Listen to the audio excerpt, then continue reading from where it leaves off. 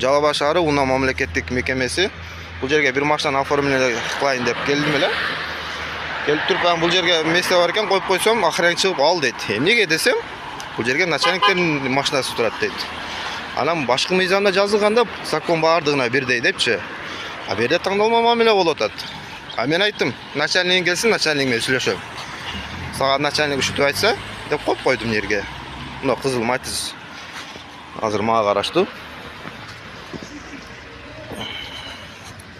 Анан бул жерге дагы оңондо коюп койгон да. Буну азыр начальнигине айтабыз.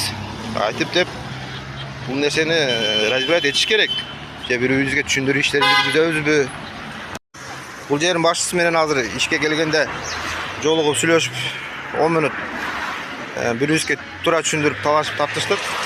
Ал жактын башчысынын версиясы бул жака кирген машиналар бурулуп киргенде, бурулуп чыкканда могу жерге тоскоол болбосун деп ушундай эмени койдургам дейт, мондай ограждение деп коебузбу же кандай лента деп коебузбу. Анан тиги бул жерде охранник болуп жүргөн, типа охранник болуп жүргөн адам бул жерде охранник эмес экен. Ал өзүн охранникмин деп тааныштырат. Bundan murun Melisa gelip al adamды алып кеткен экен, барып сурак кылып кайра кое берген экен. Анан анын охранникти мен сыртта жүргөндө чакырып келип начальникке жолуктурдум. Муну сиздин сотрудниктиңизби десем, жок, бул мен сотрудник эмесмин, бул жерде жүргөн жаран сага окшогон деди. Мен көзүмчө айтты, бар эмеге, бул жерден чыгып кеткенге аракет кыл, бар кет деди. Барып өз ишиңди кыл нарака деди.